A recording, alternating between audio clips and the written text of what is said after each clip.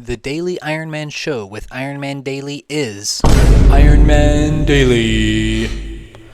I've got Ironman Daily out here. Now all we need to do is wait for an unexpected PC to come by and stand in this exact tile. There he is. Who's this? StefShep7.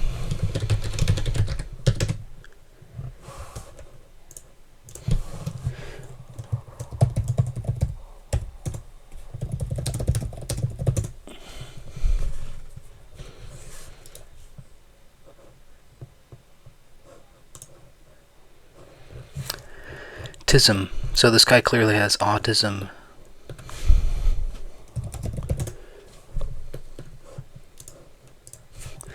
Have a nice day.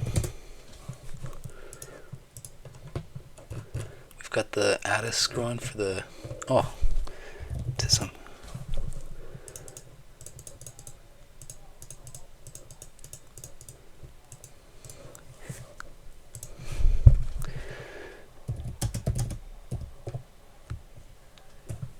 Okay, cool. Very, very respectful person there. Very nice interaction on old school RuneScape today.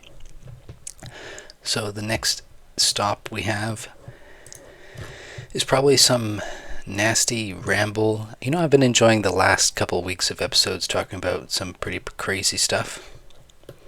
What's a good topic for today's episode? I could do something really crazy, right? I could well, I don't want to do anything illegal. What's a good thing to do? Start calling for the death of politicians? No, that's probably inappropriate for a RuneScape show. You can see I have 261 toad flax, 145 toad flax seeds. All of these toad flax herbs came from the seeds that were in this pile, but the weeds are storage I've had for a while. I just withdrew all these so that I can so that I have access to them when I'm making compost. In theory, it might be better to use watermelon to make compost, but you can get ultra compost with weeds as well. You just have to use a compost potion on them. And one of the great things about weeds is that when you deposit them into the compost bin, they all go at the same time. You don't have to wait for them all to process like you do with watermelon. So there's a little fun fact for you. I bought a car yesterday, so that's cool. If I watch this video back a year from now, I'll probably be like, oh yeah, that's when I bought the car. Hopefully it's still running by then.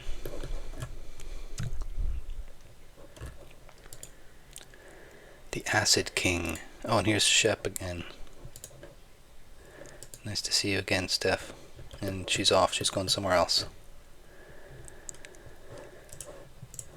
Yeah, so it's a chill Wednesday today, I believe. Wednesday 24th, something like that.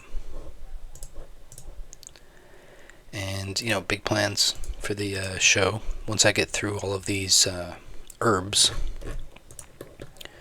then we'll be moving on to achieve some more of the goals. I wanted to have a flashback episode where I talk about some of the goals that I've achieved. But I'll save that for tomorrow or some later episode, I think, because I think today is already good. You know, I've already filled up today's episode with some really good content, so I don't need to add anything more. Right? Does that make sense? Let's talk about crime. So, I've got this idea that having money is itself a kind of criminal thing. Because in order to have money, you're complicit with the underworld, like the criminal underworld, where people can get money unethically. So a lot of people in the West like to rag on the Chinese social credit system because basically, like, we don't want the government to have so much authority to judge like how good we are socially.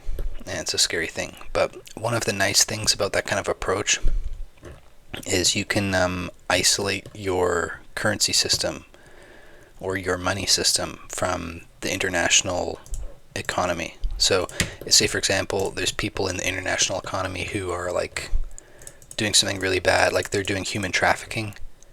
And so in order to get away from that dirty money, you need to create like a social credit system instead, so that it's not just like so open.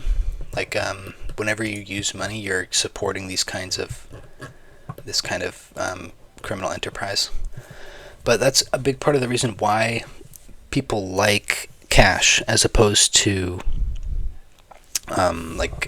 virtual money. I don't know what the word is. Like if you were to use like a card, credit or debit, to pay for something, you use the bank as like an intermediary between you and the place that you're buying from.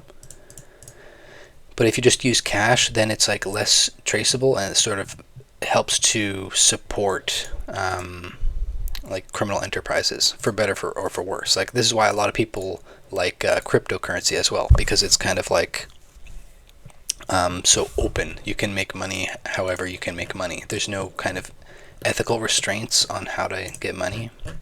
So this is a small problem, I'd say, where like we have to reconcile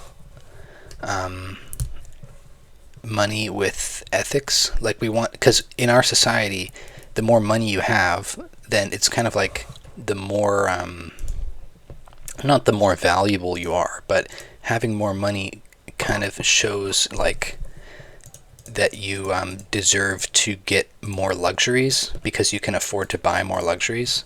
So how can we reconcile that with all the dirty money? Like if you get super wealthy by selling hot dogs that give people cancer, and then you use all that money to like buy sports cars and stuff, and like you see what I'm getting at? Like there's no way to make sure that good people are rewarded if we're so stuck in this kind of financial system we're using today. But that's a topic for another day.